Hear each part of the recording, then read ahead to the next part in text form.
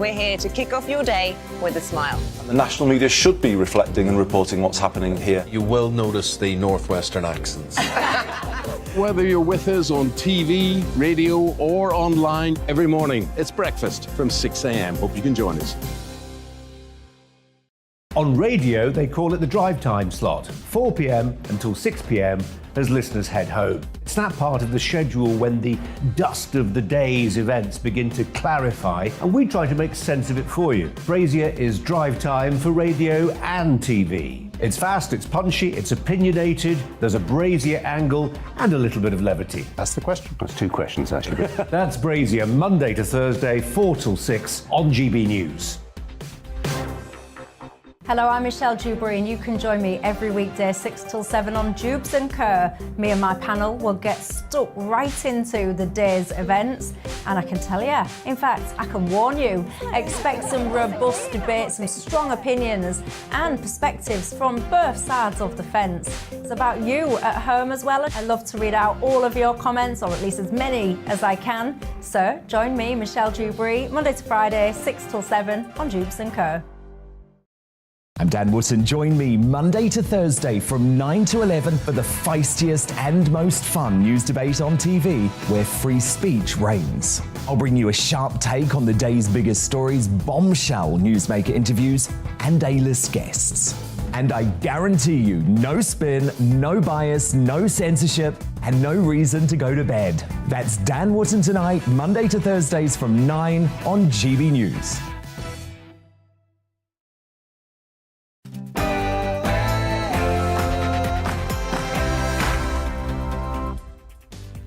Hello and welcome to PMQ's Live with me, Gloria De Piero. In just a few moments, we'll go live to the Commons for Prime Minister's questions.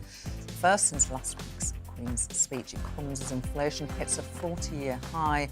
The cost of living crisis just looks set to get worse. And Westminster is mired in scandal again following the arrest yesterday of a Conservative MP accused of rape. I'm joined in the studio by two MPs, one Conservative and one Labour. And we'll also get the verdict from our political editor in Westminster. And let me know what you make of PMQs today. Email gbviews@gbnews.uk or tweet me at gbnews.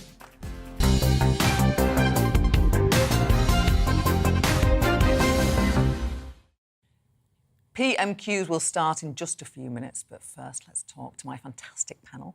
Matt Vickers, the Conservative MP for Stockton South, and Lloyd Russell Moyle, Labour MP for Kemptown and Peacehaven. Good afternoon, gentlemen. Good morning, afternoon. Nice to see you both. Good to see you. Matt, if you had a Prime Minister's question today, if you were drawn in that wonderful lottery, then you wouldn't be here, so we'd be very sad. But what would you be asking if you had a... I think it'd be a toss-up. I would either be asking if the Prime Minister had worked out who Lorraine Kelly was yet, or...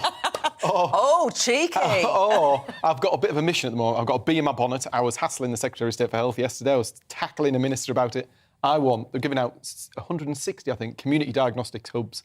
These are like hospital facilities that let people go and get their MRI scan and their CAT scan and their X-ray, so you can get those queues down, get people treated more quickly, get things... So I'm on a mission with that, so I'll be hassling him about that today. So you want one closer to... I wouldn't be asking him if we're getting one in Stockton. I'd ask him when we're getting one in Stockton. We need it. Very clear. They used to be called polyclinics in the Labour days, but they all shut down in 2010. I wonder what happened. Anyway. Politics. Do you know who Lorraine Kelly is, by the way? Well, I do. I've been on her show. Very nice woman. Lloyd, what would you be asking today? I think I'd be probably asking something about fuel prices and the cost of living. I mean, I'd be probably saying something like, Germany's taken action, France has capped their bills at 5%. They've done it in different ways, some through taxation, some through limiting profits. Why has the Prime Minister not put forward a plan? Because at the moment, fuel bills, according to the inflation indexes, are about 2% of all inflation is based around fuel bills at the moment. The problem is, once you get inflation spiralling out, it's really difficult to hold it back because you get then wage calls and you get demands for increasing wages and it spirals. So if the government doesn't tackle this quickly, it's not just causing people agony, it could actually cripple our economy for many years to come. So they need to take action. Our proposal is a windfall tax. I actually don't really care how he does it. He needs to do it. And the key thing is he needs to bring those energy costs down by about 50%, which is what they increased by last time, and he needs to do it by hook or by crook. And my hunch, I don't know if you agree with me, is that that is what the Labour leader will go on today. And we're going to dedicate a big chunk of time after Prime Minister's Question Time to talk about the cost of living. It's uppermost in everybody's minds. And you would agree with that, wouldn't you, Matt? Just on the events which unfolded yesterday, a Conservative MP has been released on bail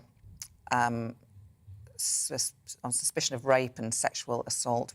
We can't say anything about the person. We don't know that person. We know he's a man in his 50s. We know the incidents took place between 2002 and 2009. We also know it's the latest in a series of allegations. Is this a Conservative Party problem? I mean, firstly, the situation and what's alleged is horrendous, but they are allegations. We don't know the ins and outs of it.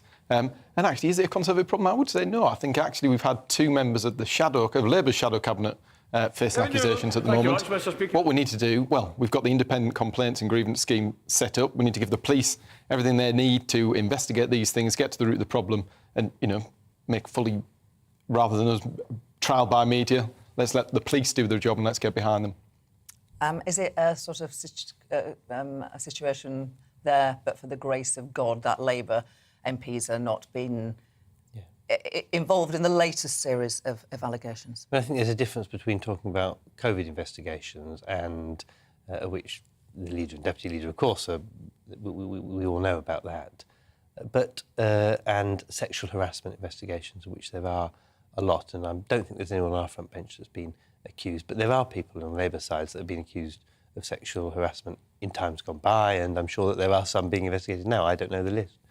There clearly does need to be a process that once a serious allegation has been made, and it's credible, and there's been some initial investigation, that if there is an investigation, like this person's been charged, that there needs to be an arrangement for their vote to be handed over to someone else. Hasn't been charged. Yeah.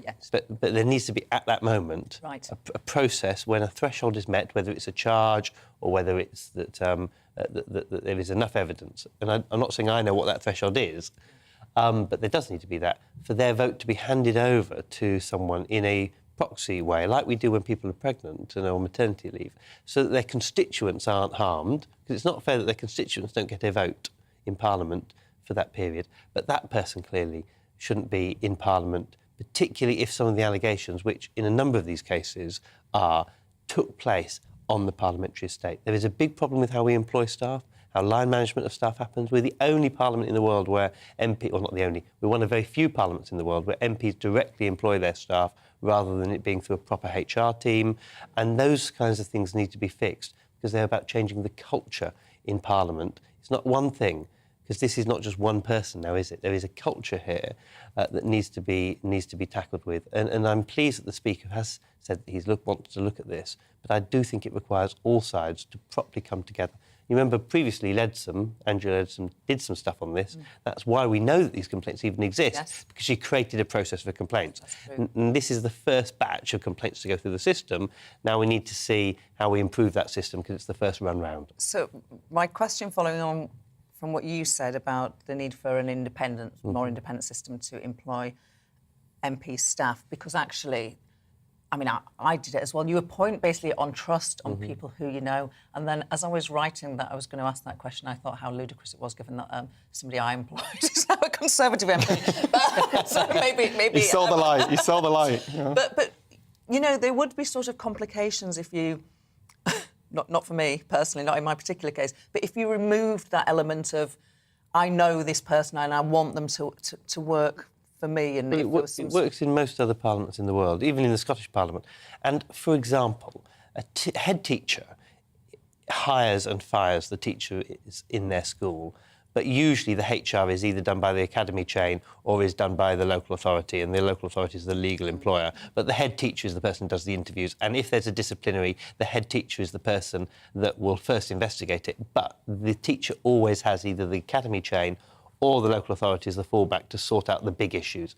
That's, I think, what we're talking about. Of course, the hiring and firing is done by the MP on trust, but that there is a proper formalised process that is the backstop, that the actual legal employer is Parliament, and then the legal employer to sort out disputes and issues where there is bad practice is Parliament. I was wondering, Matt, if you were surprised by how MPs are treated when you're elected. So people won't know this, but I remember going home on my first day at Parliament, and I went home to my husband, and I said, gosh, it's really weird, like the staff and the House Commons staff and like the police officers, they say, good morning, ma'am. And he was like, what, like the Queen? And I was like, yeah, I mean, but is there sort of a sense that when you walk in that place, you're very, very powerful, you're in some way above, you know, you're better than everybody else, and you're treated like you know... That might have just been you, because you're so amazing and everybody bought into it. I need to start greeting properly on a morning, don't I? Yes, ma'am. But do you know what I mean? Do you think people feel a bit self-important when they get in there? Perhaps. Although there are 650 of us running around, so nobody's any more important than the other, and we're all there to be held to account. So, but I think one of the things about staffing, actually, I've got some cracking staff who work all the hours that God sends. And I'm right. I'm glad I chose the people I chose, and they go over and above, because that is the relationship between the MP and the team. So I think anything that has some, you know, creates a burden to that and prevents you employing staff who work in your own vision is a problem. I haven't employed anybody who's gone on to switch sides yet, Gloria. I think you could always switch sides if you want, and then balance it out. Well, We're more than welcome, more of your time. As I said, we're going to talk a lot about the cost of living afterwards, because we sense that that will be the focus of Prime Minister's Question Time. But there was a vote yesterday on the Queen's speech. It was a Labour motion. It was to introduce that windfall tax on the energy companies to provide some relief for people who are hurting with their energy bills at the moment. No Conservative MP voted with the Labour motion. Do you worry that you might end up voting for the windfall tax and the government might come forward and propose it? I think when you look at the windfall tax, you've got to look at it in its rightful place. Already that sector pays twice as much tax as many other sectors. It employs 200,000 people. And what we need, actually, our problem is our energy supply, our energy security. We need that infrastructure investment to get more energy pumping into the market. So that is the long-term solution to this problem. In the first instance, I think, moreover, there's these figures being bandied around of 600 quid per house. Actually, if you divvy it down, it's no more than £70 per household. So I'm not sure that it's quite as balanced and, fixed as we think. And it's very easy to throw a populist idea out there and hope it lands. Well, I think there's two parts of that. One is... we'll come right back to you, because PMQs is starting. We're going live to the House of Commons. To watch on the Parliament Live TV. We now start with questions. Prime Minister Steve McCabe. Yeah. Number one, sir. Minister. Mr. Speaker, I know that members across the House will want to join me in offering our best wishes to Rangers for this evening's match in Seville. Mr. Speaker, this morning I had meetings with ministerial colleagues and others, and in addition to my duties in this House, I shall have further such meetings later today. Steve McCabe. The latest State of Ageing report reveals, Mr. Speaker, that last year in this country, 9,000 people over the age of 60 died because their homes were too cold. Will the Prime Minister give a guarantee that figure will be lower and not higher this time next year? Prime Minister. Mr. Speaker, I think everybody has every sympathy with people who are facing difficulties with the cost of heating, and that is why the government has stepped up with an extra £9.1 billion, in addition to what we're doing with the cold weather payments and the warm homes allowance, Mr. Speaker. And we will continue to support people throughout the aftershocks of COVID, just as we did throughout the pandemic. Elliot Goldman. Thank you, Mr. Speaker. Figures released from the Department of Education show that last year, once again, Lib Dem-run Sutton Council became the highest rejecter of children applying for education, health and care assessments in the country. Nearly half of children were rejected, compared to the national average of just 23%. Can the Prime Minister outline how the SEND review will help children and their families of SEN get access to the education that they deserve? Prime Minister. Yes, indeed. I thank him very much for his campaign, and he is completely right, Mr. Speaker. That's why we have an SEND review, and we will ensure that SEND children and young people can get access to the right support at the right place and the right time across the country. We now come to the Leader of the Opposition, Keir Starmer. Mr Speaker, I too send my best wishes to Rangers. It's quite an extraordinary story, actually, over the last few years for that football club. Mr Speaker, a one-off tax on huge oil and tax profits would raise billions of pounds, cutting energy bills across the country. The Chancellor rightly says there are two camps on this. You're either for it or you're against it. But which camp does the Chancellor put himself in? He says, neither. Well, I'm in favour of it. The question for the Prime Minister is he for it? Is he against it? Or is he sitting on the fence like his Chancellor? Prime Minister. Mr Speaker, I think I just remind the House that the right honourable gentleman struggled to define what a woman was. If he couldn't make up his mind on that point, Mr Speaker, heaven help us. Look, this government is not in principle in favour of higher taxation. Of course not. But what we want to do, we don't want to put. Of course they want. They love it. They love it, Mr Speaker. They love putting up taxes. All this was dog spot, Labour meow. Labour puts up taxes. Catch me out. Labour put up taxes. What we want to do is take a sensible approach governed by the impact on investment and jobs, Mr Speaker. And that is the test of a strong economy. And it's by having a strong economy that we'll be able to look after people as we have done during COVID and as we will do in the aftershocks of COVID. And I'm proud to say, Mr Speaker, that this week it was revealed that unemployment has come down to the lowest level since 1974. When I was 10 years old, Mr Speaker. I don't know how old he was, but I was 10 years old. Yes, Starmer. Mr Speaker, hang on. Last week he said, we'll have a look at it. Yesterday he voted against it. Anyone picking up the papers today would think they're for it, and now he says he's against it again. Clear as mud. To be fair, it's not like the rest of his cabinet know what they think either. The same day the Chancellor said it was something he was looking at, the Justice Secretary said it would be disastrous. The Business Secretary called it a bad idea, but also said he'd consider a Spanish-style windfall tax. One minute they're ruling it in, the next they're ruling it out. When will he stop the hokey-cokey and just back Labour's plan for a windfall tax to cut household bills? Mr Speaker, the Labour's plans are always and everywhere to raise taxes on business, and that's what they did. I remember him campaigning in 2019, Mr Speaker, on the biggest taxes for business that this country has ever seen. That's their instinct. Now look, this country and the world faces problems in the cost of energy, driven partly by COVID and partly by Putin's war of choice in Ukraine. And we always knew that there would be a short-term cost in weaning ourselves off Putin's hydrocarbons and in sanctioning the Russian economy. Everybody in this House voted for those sanctions. We knew that it would be tough. But I just want to tell the right honourable gentleman that giving in, not sticking the course, would ultimately be the far greater economic risk.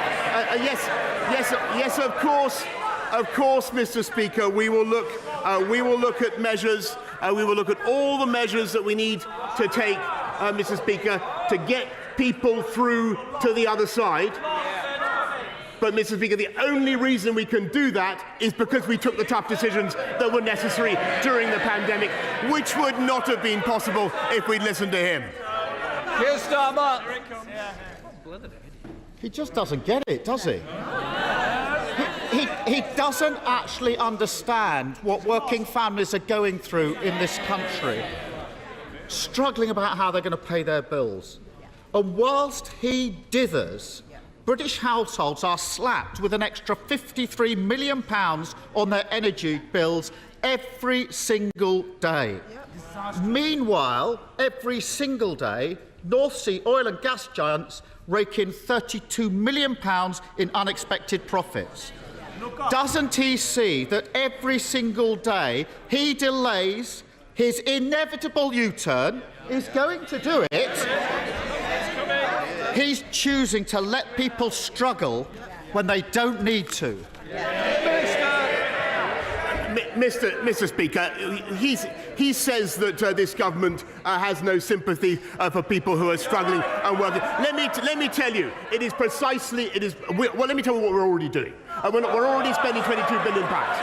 We're already helping people with the cost of living in any way that we can, Mr. Speaker. But the reason we can do that is because we took the tough decisions to get this country through COVID, to make sure that we came out of lockdown in the way that was necessary, and to have a strong economy with robust employment growth, Mr. Speaker. And we will continue to take. And he talks about cutting taxes. In July, we will have the biggest tax cut for 10 years, £330 cuts for 30, on average, for 30 million people who are paying national insurance contributions. And the reason we can do that, Mr. Speaker, is because we have a strong and robust economy. I'm going to look at all measures in future to support our people. Of course I am. But the only reason we can do that, the only reason our companies are in such robust health, is because of the decisions that this government has taken. Mr. Speaker, still pretending the economy is booming, still got his head in the sand in the middle of an economic crisis. The Prime Minister keeps saying more help is coming, but we've heard it all before. May the 13th, he stood there and said, we will do more right now. A week has passed and there's been nothing. On April the 19th, he stood there and said, we will do more as soon as we can. A month has passed and still nothing. The Chancellor said wait until the autumn. At least he's honest that the plan is to do nothing. But doesn't the Prime Minister realise that working people across the country can't afford to wait while he vacillates? It's time to make his mind up. I'll tell you what's happened in the last month. We've got 300,000 more people off welfare and into work on our way to work programme, Mr. Speaker. And it is because we get people into work that those families, those people, are £6,000 a year better off. It's by getting people into work that we fix the long-term problems of this economy. His answer, Mr. Speaker, his answer, in addition to putting up taxes, his answer is to borrow more. We heard it from the Shadow Chancellor this morning. She says she wants to borrow almost another £30 billion. That's what she says. Now, do you know what that means, Mr. Speaker? It means more pressure on interest rates. It means pressure on mortgages. It means pressure on every family, every man, woman and child in this country, Mr. Speaker. That's Labour economic policy. That is why there's never been a Labour government that left office with unemployment lower than when it came in. And that's the reality. Mr. Speaker, on the day when inflation went to 9%, the highest for 40 years, I think the watching public, the least they can expect is a Prime Minister who concentrates on the cost of living crisis. Clearly, he just can't make his mind up.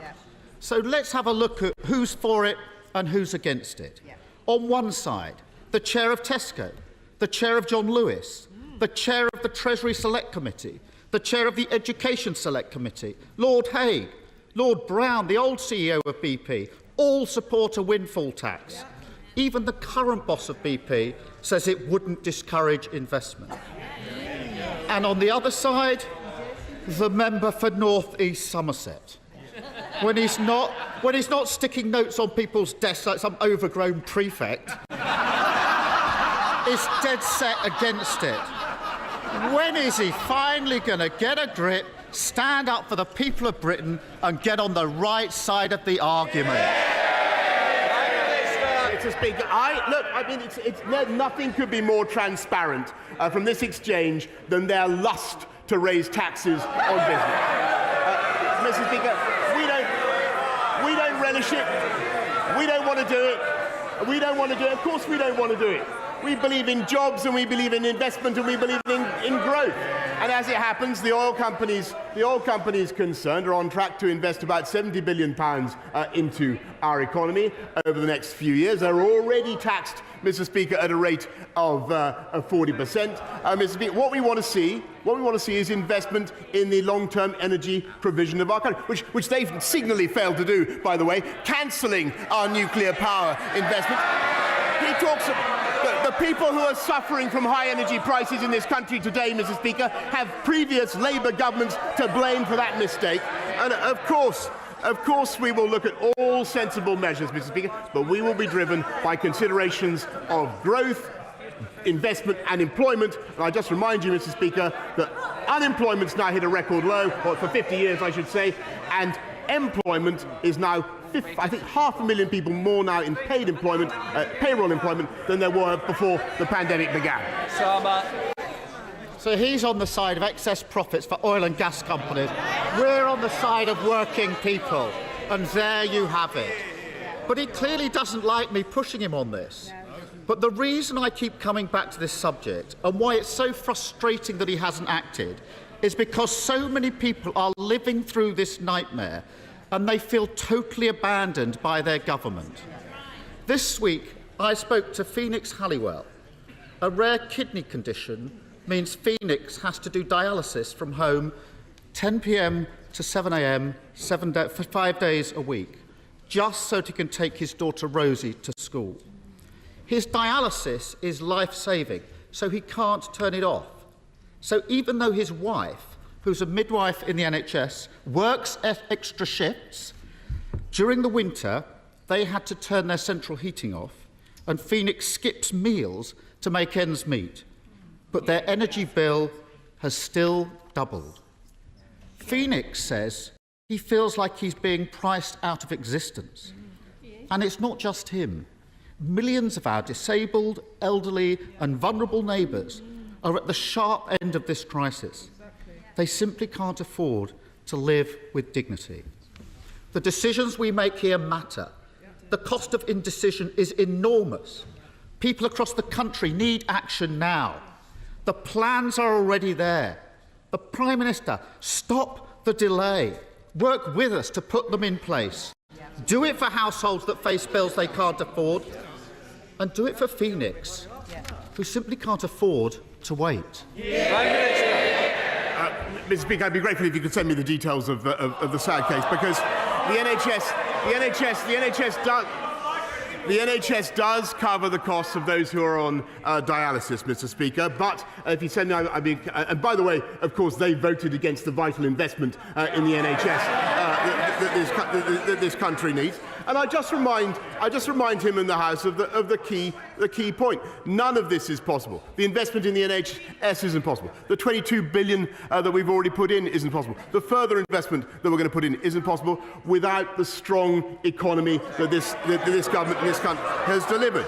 And it's because we took the tough decisions that I have mentioned that we have record low unemployment. Record low for the last 50 years, Mr. Speaker. And this Queen's speech that we've been debating is about putting in the infrastructure, the skills, the technology that will continue to build the platform for growth and jobs in this country. And that is what this government is committed to doing, and that is the best way out of economic problems. And I thought it was fantastic, by the way, yesterday to see Her Majesty the Queen open Crossrail. 72,000 jobs that has already delivered, 90 billion it will produce for the whole of the UK economy. Well, let me just ask the right honourable gentleman, who was the Mayor of London when Crossrail was first started to be built, Mr. Speaker, and who was the Prime Minister who completed it, Mr. Speaker? We get the big things done, Mr. Speaker. There's never been a Labour government that left office with unemployment lower than when they began. Mr. Speaker, as the Prime Minister knows, thanks for visiting us in Leyland a couple of weeks ago, as he knows, knocking on doors there, crime and antisocial behaviour is a big issue for people locally. And part of that problem is that the local police, when response calls are required, are having to come in from Preston or the lovely Chorley. Now Lancashire has got 314 more police thanks to this government. Yeah. Does the Prime Minister agree with with me that we need to use some of those to get Leyland Police Response open? And will you work with me, the fabulous local police and the Police and Crime Commissioner to make that happen? Minister. Well, I thank my honourable friend. She's a terrific campaigner, a fantastic campaigner for her constituency. I discovered just the other day.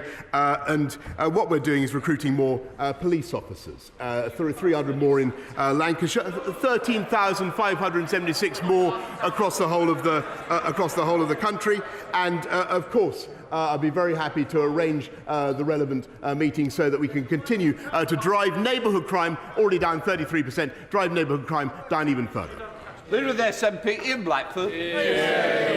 Thank you, Mr. Speaker. And I'm sure the whole House will want to join me in wishing Glasgow Rangers Football Club all the best in the final tonight in Seville. It's always a joy to see Scottish clubs get to the finals of European competition. Mr. Speaker, people didn't need to see this morning's official statistics to know that we're experiencing the highest inflation in 40 years. They know it because they're living with it. Families can't afford food. They can't pay their bills. And we're only at the beginning. And as always under the Tories, the poorest are punished the most. For months, people have been crying out for support. But month after month, a distracted Downing Street has failed to lift a finger to help. Does the Prime Minister still support his Chancellor's insulting statement that acting now in this cost of living emergency would just be silly? Sure. Prime Minister. Mr. Speaker, I support the Chancellor's work in lifting the living wage by a record amount, Mr. Speaker, by making sure people on universal credit pay £1,000 less in tax, by making sure that by putting another £22 billion into supporting people with the cost of living, 9.1 billion already to help people with the cost of energy, and above all, I support what he has done to deliver a strong economic foundation which makes all that possible, Mr. Speaker. My goodness, talk about an Aesop's fable. Every day this Prime Minister remains out of touch, people remain out of pocket. And by the way, Prime Minister, £20 a week was taken out of people's universal credit. You know, the Prime Minister's just confirmed he does think it would be silly to intervene. Because the Tories' only response to this cost of living crisis has been insults and inaction. The Tory backbencher who thinks poor people just need cooking lessons. The Tory minister who thinks that people should just get a better paid job. And the Chancellor who thinks it would be silly to act now. This is the cost of living crisis from Westminster. For weeks, the Prime Minister has been briefing that it's the Treasury who are to blame for blocking financial support for struggling families. Well, Prime Minister, it's time to stop sniping from the sidelines. If this Chancellor won't deliver an emergency budget, it's time for the Prime Minister to sack the Treasury, to sack the Chancellor, and to put somebody else in office that will act. Prime Minister. Look, Mr. Speaker, I think that the right honourable gentleman should understand that I want to get back to the crucial point. We've been through COVID. We're facing a spike in global energy prices, which has been greatly exacerbated by what Putin is doing in Ukraine. But to deal with it, of course, what we're doing is putting billions and billions already, 9.1 billion, into supporting people with the cost of energy. Cut fuel duty by record sums, Mr. Speaker, helping elderly people in all sorts of ways, not least through local councils with another £1 billion.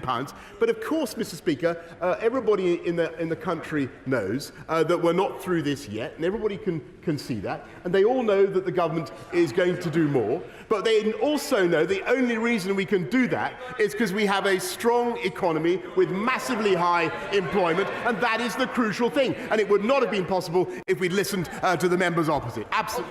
Dr. Luke Evans. The Prime Minister will be aware of my campaign to have digitally altered images carry a label. Last week was Mental Health Awareness Week, and there are 1.25 million people with eating disorders and 1 million people using steroids. Now, 84 members of this House from 7 parties signed my open letter to companies to pledge not to alter their images in their adverts. Will the Prime Minister support that pledge? And for those who aren't taking that pledge, will he vow to make sure that we consider labelling digitally altered images where body proportions are affected? Minister. Look, I thank my honourable friend for his fantastic campaign, and he and I have talked about it at length. And I do think there is clearly a risk to mental health as young people are given unrealistic expectations about how they should look because of the stuff that they see. I think the kite mark suggestion that he's brought forward is extremely useful, and I'll make sure that we follow it up as part of our mental health plan. Ed Davey. Can I join other new fans of Rangers and wish them good luck in Seville tonight? Mr. Speaker, British farmers are the best in the world. They could play a big part in the answer of how families and pensioners put food on the table during the cost of living emergency. But from Caithness to Cumbria, from Shropshire to Devon, farmers' own input costs are spiralling upwards. Animal feed up 60%, Mr. Speaker. Fertiliser prices more than doubled. Yet instead of helping Britain's own food producers, the government is slashing the support payments that farmers rely on, sometimes for up to 50% of their income, even before a new scheme is in place. So will the Prime Minister meet with farming leaders and myself to understand the extreme challenges they are facing so our farmers can do their bit to help families and pensioners afford to put food on the table during this economic crisis? Prime Minister. I thank the right honourable gentleman. I can tell him that yes, I do recognise the challenges that farmers are facing with the costs of their inputs in fuel and in fertiliser, and that's why we're working so hard to abate those costs. But what we've also got to do, and not just cutting duty, but everything else that we can do to ensure that we fix the energy crisis. But what we are also doing, Mr. Speaker, is championing UK food and farming, which has fantastic export markets around the world, and now has 70 free trade deals to exploit in a world avid, as he rightly says, for delicious, wholesome, nutritious UK food and drink. And I'd be very happy to organise the relevant meeting with the right honourable gentleman. Julie Malson. Thank you, Mr. Speaker.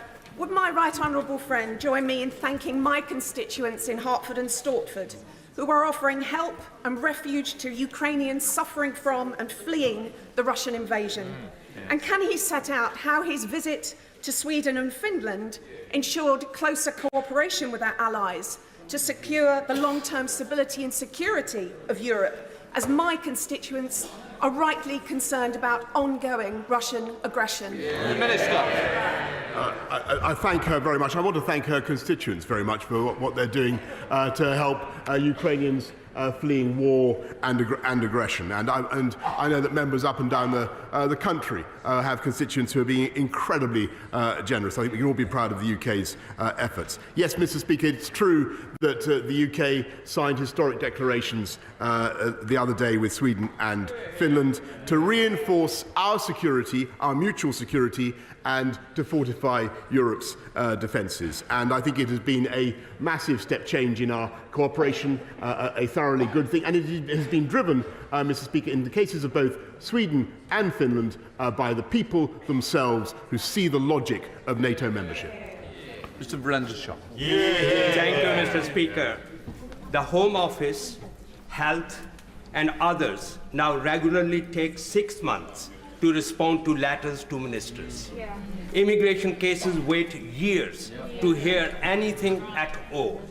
But instead of putting resources into fixing this unacceptable problem, the Prime Minister is choosing to fire thousands of civil servants, and his ministers wander around Whitehall putting post-it notes on desks he thinks looks too empty. Will the Prime Minister personally look into this issue and instruct his ministers and civil servants to give our constituents the attention they deserve? Prime Minister. I thank him very much, but I have to say that, Mr. Speaker, I must respectfully disagree with the implication that for the civil service that working from home is everywhere as productive as being in the office and returning. And I simply don't accept that. I do think that we will become more productive and more efficient if, on the whole, we find ways to get back to our desks. Richard Holden. Thank you very much indeed, Mr. Speaker. Following my campaign, Wittenley Weir Primary School is now being granted £350 grand for improvement works by Durham County Council. The only time that this has happened is now, after Labour lost control of the council, the first time in over 100 years last year. Villarreal School, Ledgate Primary School and Concert Juniors in North West Durham are also going to be applying for the Condition Improvement Fund. So can I urge my honourable friend to ensure that those cases are taken as seriously as possible? But would my right honourable friend more broadly agree with me that education is a cornerstone of levelling up and ensuring more good jobs are available locally in County Durham too? So there's more than just a place to bring friends for a social evening of beer and takeaway curry, and an even better place to live, work than bring up a family. Sorry, Prime Minister, just I've got a real problem. Some people aren't going to get in, and we've seen the time now, and we're only on question 16. I wanted everybody to help each other, so we can speed up. We might get a few more in, Prime Minister.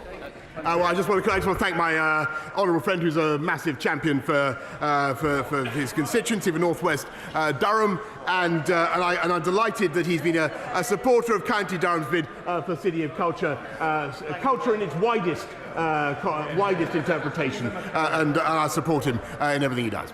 Thank you, Mr. Speaker. I'm sure the Prime Minister knows that this is Dementia Awareness Week, and I'm proud that the Dementia Research Institute now calls Wales home. In 2019, the Tory manifesto promised to double funding for dementia research, but the researchers are still waiting for this money.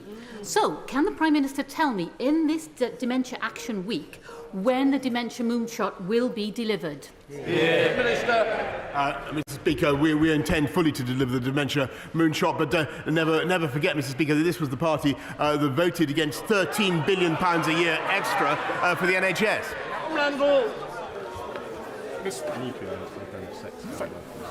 Mr. Speaker, I know that I'm not alone in dealing with many constituents facing delays to renewing their passports and driving licences. In Godling, there have been cases of family reunions in jeopardy and drivers nearly having job offers withdrawn because of delays to renewals.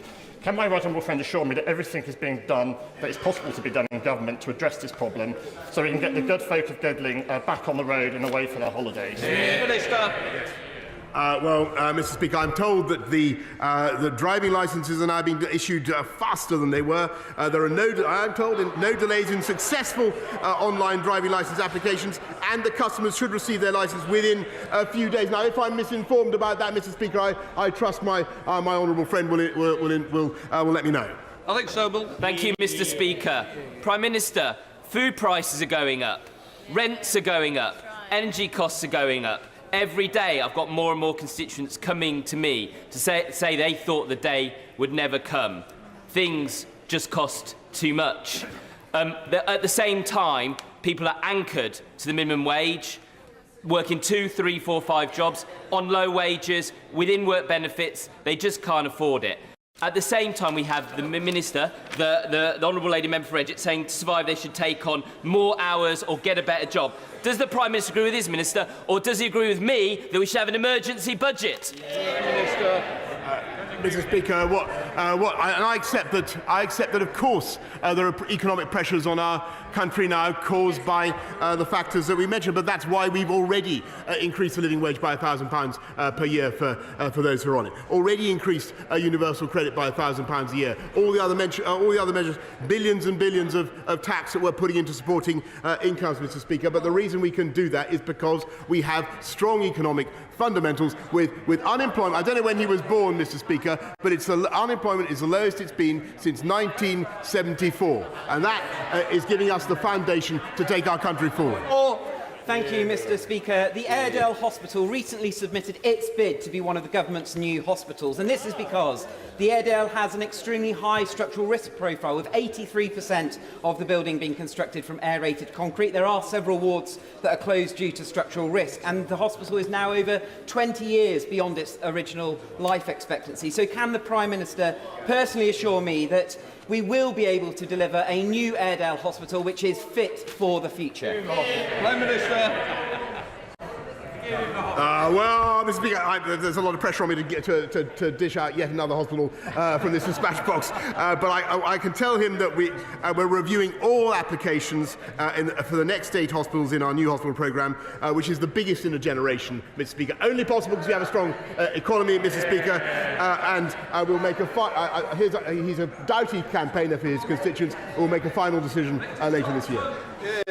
Thank you, Mr. Speaker. On the 26th of February, a private charter flight to Moscow was allowed to take off from Inverness Airport, an apparent breach of a UK ban on flights of that nature, which had come into effect from midnight the day before. Now, air traffic control transcripts published this week in the Press and Journal newspaper have revealed that despite being informed of the intended flight, no attempt was made by the UK government or its agencies to prevent the plane from taking off. Will the Prime Minister commit to informing the House at the earliest opportunity who was travelling on that flight, why, despite being informed in advance of the flight, was no attempt made by the UK government to keep the plane on the ground, and what will the Prime Minister personally do to try and prevent any similar breaches of sanctions from happening in the future? I thank him very much. I'll make sure that as soon as we can get some, I don't know the answer to his question, but as soon as we can get some information about that, Mr. Speaker, I'll make sure the House is properly informed. Andy Carter. Thank you very much, Mr. Speaker. Earlier this week, the Planning Inspectorate waved through a decision by Labour councillors to build a massive logistics hub in South Warrington. The plans are contrary to national policy, entirely in the Greenbelt, and have been approved despite more than 1,000 letters of objection.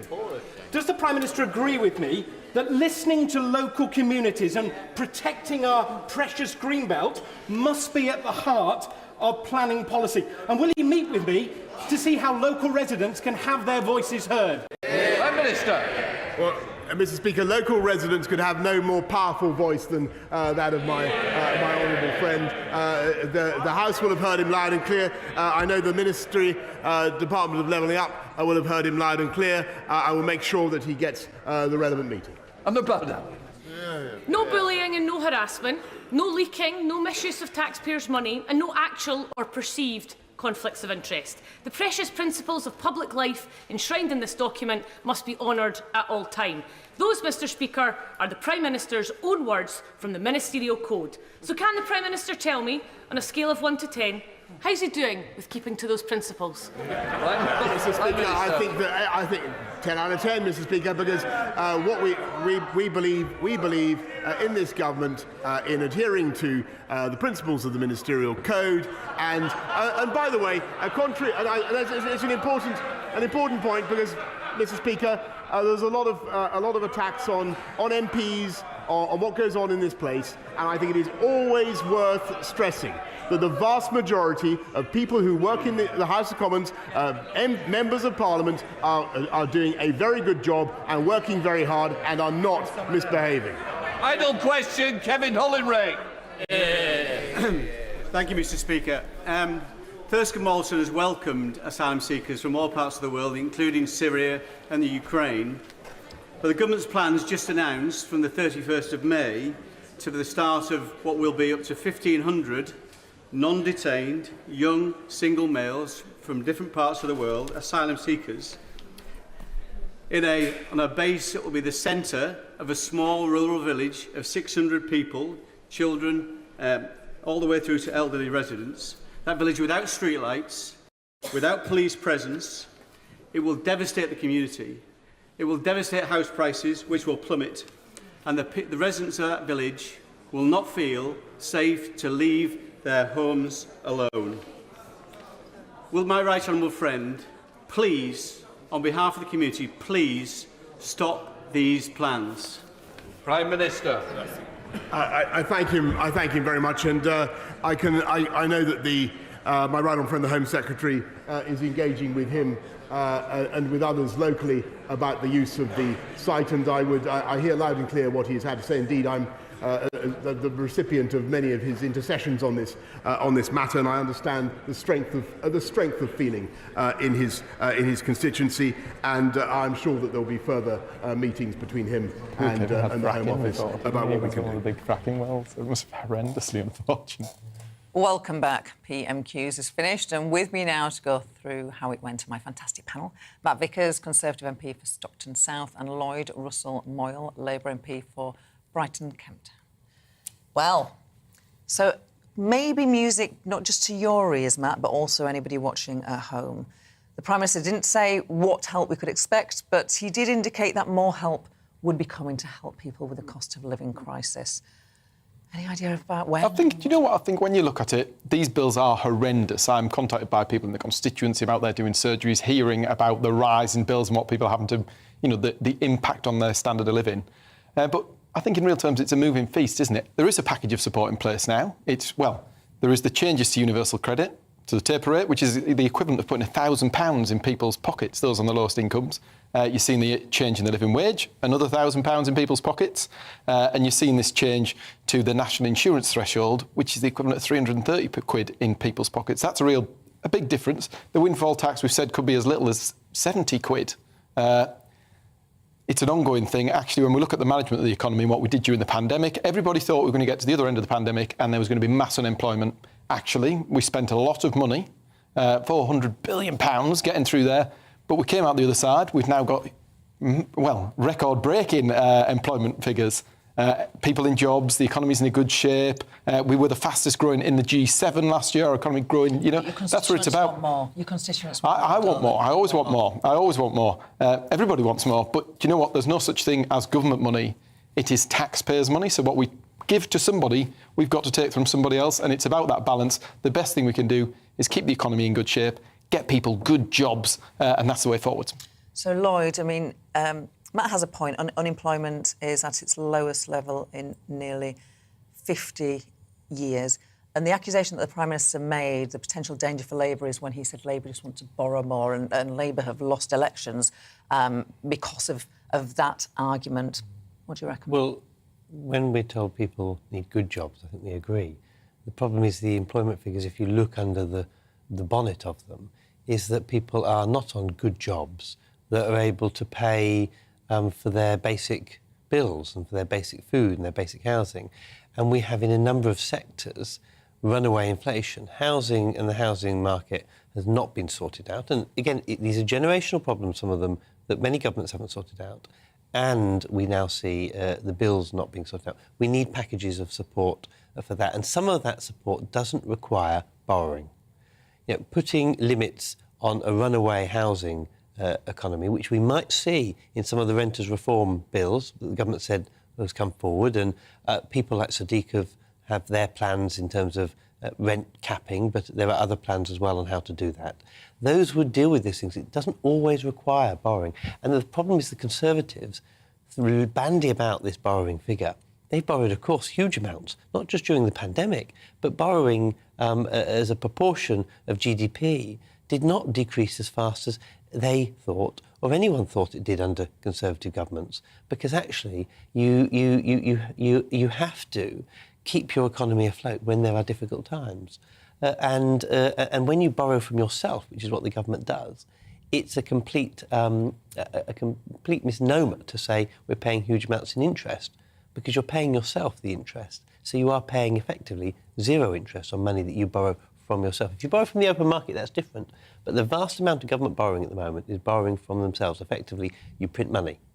So Bernard Jenkins, Senior Conservative MP, he suggested something. He said that help cannot wait until the autumn. And he said the measures that need to be looked at, possible £20 uplift in universal credit, transferring the cost of energy green levies to the Exchequer, abolishing VAT on domestic fuel. He had quite a long list, increasing the pensioners' fuel allowance. If you had something which you think, I wish my government would do X or Y, is there something, cutting income tax, for example, or is there something which you think this would help my my I constituents? think there's a constant dialogue, but I think there is a lot going on. I think when we talk about those are big changes in national insurance that are putting a lot of money into a lot of people's pockets. But of course, but at the same time, you increase national insurance. It's like the £150 rebate in council tax. But almost every council tax that I see up and down the country has gone up by more than £150. Who have we increased the national insurance for? For the people who are earning the most. Anyone earning less than 36,000? Not for people earning the most, because there's an upper rate cap on national insurance, and they continue to pay something like kind of 2% of national insurance. It's absolutely pathetic. If you had just released that so that you removed the upper rate, so the richest people paid the most, you wouldn't have even had to have increased taxes on national insurance. That's the difference, the Tories and Labour. We would have increased it on the very richest, you increased it on the middle class. Because of the changes in that threshold, everybody earning less than £36,000 is getting a tax cut. We're putting 330 quid back into people's pockets, letting them keep the money they've earned. Not back the into lowest people's earners. pockets. You haven't hit the very lowest earners. You've hit the middle class earners, and you've saved the richest earners. Well, I'm going to break up that particular row, but it's a row that's going to dominate our politics. So we're not going to go to our political editor just now, but I'm going to change the subject. Just for a little while. In fact, I'm going to go completely off what's on the front pages today to talk about something which Sadiq Khan proposed earlier this week. He went to California to look at cannabis. Cannabis is is decriminalised there, and it's far more available. And Sadiq Khan said he wants to do a drugs review. He is going to do a drugs review in this country. Lloyd, should we, in your view, be even looking at decriminalising cannabis? Well, in most of California, it's legalised, not just decriminalised. I think there's a big, important distinction. So in Portugal, they decriminalised it, just like we decriminalised parking tickets in the 90s, and we turned them into civil offences, where you get a parking ticket, but you don't get points on your licence. It's not a criminal offence. Now, I do think that almost with all drugs, we should be taking a health approach. So we shouldn't be locking people up in prison. Dealers are different, but I'm talking about users and small-time, we shouldn't be locking up in prison. But I do think we should be forcing a health approach. So that means that you say to the person, you have to go to a treatment centre now. It's not a wishy-washy, if you want to go to a treatment centre, you want to. So I do think we should be decriminalising. The second question is, do we legalise? That means that you can just go into a shop and buy some, like you can with alcohol. Now, for me, I'm much more sceptical about that, personally. I personally don't like, weed. I don't like the smell of it. I don't like particularly being around it. But also, I've got to recognise lots of my friends, professionals, people who keep down good jobs, smoke it. They smoke it or take it to relieve pain, chronic illnesses. Not something you would necessarily get a prescription for, but, just day-to-day functionality is improved by it. And it doesn't cause a social problem. So I do think there is a question to be had there. I'm personally more conservative on the legalising question, but I think there's an interesting question to be had. On other drugs, I actually think we could be going the other way and being even harsher about making sure that they can't be, particularly some of these synthetic heroin drugs that you're seeing sweeping through the US now and coming into synthetic opioids, fentanyl and things like this, that people are getting addicted to. In America, particularly. Really big problems there, and that's destroying lives and communities. So I do think it's not... The problem that we've got is we treat all drugs like one band. I think we need to be a bit more discerning. We need to treat people in health function, and we need to have a conversation about how you regulate certain drugs that are not harmful. But, of course, Labour tried to do this already when we were in power, and it backfired. So that's why, once bitten, everyone's going to be twice shy. We're going to talk more about cannabis, but first of all, we are going to go to our political editor. Because on the ground in Westminster for us is our political editor, Darren Mccaffrey. Hello, Darren. Look at that beautiful sunshine. Who was sunshine shining on at PMQs? Well, really quite difficult to tell in many regards, in the sense that I think Keir had quite a good argument. He clearly feels he's boxed the Prime Minister in on this energy kind of tax, if you like, on the big energy firms who are frankly making quite a lot of money at the moment. The Prime Minister didn't have a response, but was there a sense that Keir really hammered him? I'm not entirely sure there was. In many ways, it's quite flat PMQs, I thought, at Gloria. But it is clear that Labour think they're onto a winner here. They think that the public are on side. They think this idea that those big energy companies are making billions and billions of pounds in profit they were not expecting to make, and may not have an impact on investment at a time when people are struggling with not just higher energy costs, but obviously higher food costs as well, that this is a message that's resonating with millions of people, and that also, frankly, the government have been a bit all over the place on this. The Prime Minister's line today repeatedly was essentially he's going to look at all options, i.e., again, not really coming down on one side or another, whether he thought it was a good idea or a bad idea. Let's have a look at the exchange between the two. Mr. Speaker, still pretending the economy is booming, still got his head in the sand in the middle of an economic crisis. The Prime Minister keeps saying more help is coming, but we've heard it all before. May the 13th, he stood there and said, we will do more right now. A week has passed and there's been nothing. On April the 19th, he stood there and said, we will do more as soon as we can. A month has passed and still nothing. The Chancellor said wait until the autumn. At least he's honest that the plan is to do nothing. But doesn't the Prime Minister realise that working people across the country can't afford to wait while he vacillates? It's time to make his mind up. I'll tell you what's happened in the last month. We've got 300,000 more people off welfare and into work on our way to work programme, Mr. Speaker, and it is because we get people into work that those families, those people are £6,000 a year better off. It's by getting people into work that we fix the long-term problems of this economy. His answer, Mr. Speaker, his answer, in addition to putting up taxes, his answer is to borrow more. We heard it from the Shadow Chancellor this morning. She says she wants to borrow almost another £30 billion. That's what she says. Now, do you know what that means, Mr. Speaker? It means more pressure on interest rates. It means pressure on mortgages. It means pressure on every family, every man, woman and child in this country, Mr. Speaker. That's Labour economic policy. That is why there's never been a Labour government that left office with unemployment lower than when it came in. And that's the reality. So yeah, a bit like the economic picture, Gloria, things pretty mixed, I would say, at PMQs today. Some good news, of course, about those employment figures yesterday for the government.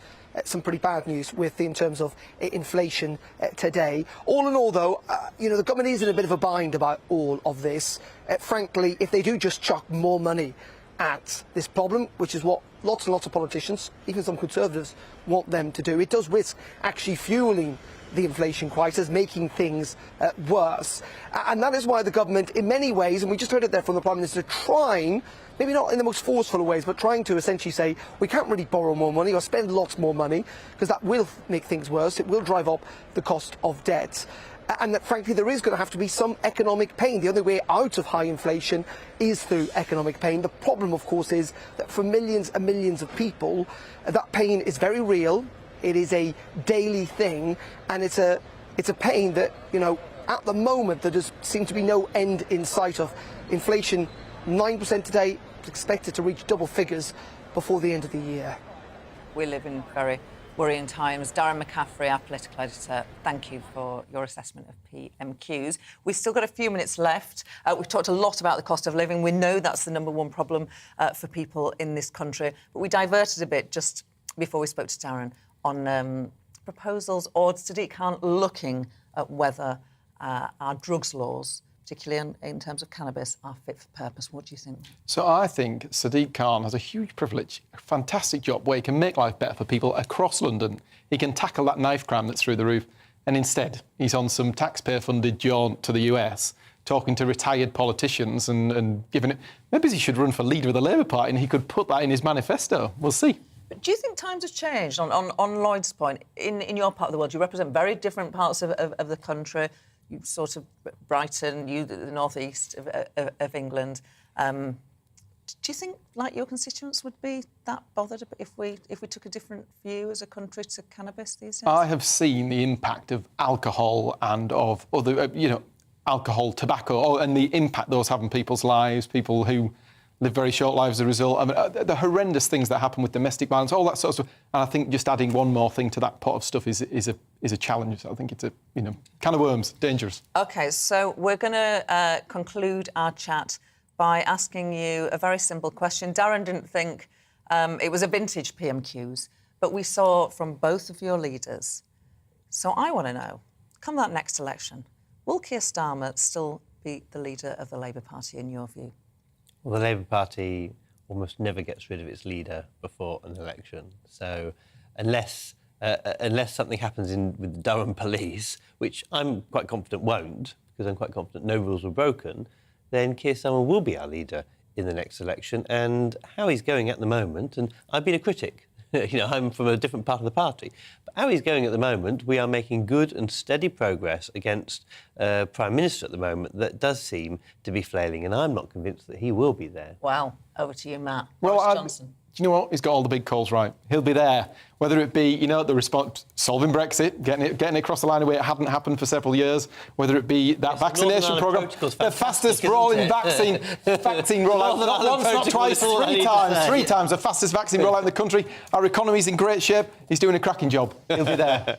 It's been good natures most of the time. You've been great guests. Really enjoyed your company, Lloyd and Matt. Your views on the politics of the day. Matt got in touch saying that the opposition is weak and that Starmer has nothing positive to give. Theo says Boris is struggling when he says Labour will only raise taxes. The Tories did that already for Starmer. Kenneth says smoking cannabis is wrong.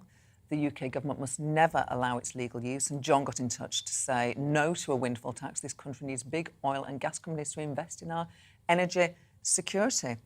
You have been watching PMQs live with me, Gloria De Piero, with my fantastic panel. Thank you again to Matt Vickers and to Lloyd Russell-Moyle. Join me again tomorrow at noon. Up next, it's On the Money with Liam Halligan, looking at that big jump in inflation. First, it's time for your weather. Hi there, I'm Aidan McGibbon from the Met Office. Warm, sunny spells for many of us through the rest of the day. There will be some rain or showers later and the risk of thunderstorms towards the southeast this evening and overnight. At the moment, we're in between weather fronts, and in between these fronts, a plume of humid air moving up from the south will bring the threat of showers and thunderstorms later, before a cold front brings some rain to the west as well overnight. But ahead of that rain, plenty of sunny spells, the best of the sunshine across much of Scotland, central and eastern England. The sunshine turning more hazy towards the south, west, and some showers making an appearance into Cornwall by this stage. So 16 Celsius for Plymouth, 18 for Glasgow, 24 there for London. So feeling pleasant in the sunshine, but it doesn't last for the west. Cloud building, wet and windy weather pushing into Northern Ireland and western Scotland, and then some thunderstorms, lively outbreaks of rain with hail and lightning spreading into East Anglia and the southeast overnight. Risk of some intense rain in places, but they do clear through quite quickly, and then clear spells by the end of the night. A relatively warm night to come, and a bright start to the day once that rain has moved out of the way. So Thursday's looking like another fine day for many, with plenty of sunny skies, and there will be a keen breeze towards the west of Scotland and Northern Ireland. A few showers here, but otherwise for many it's fine, with temperatures reaching 21 to 23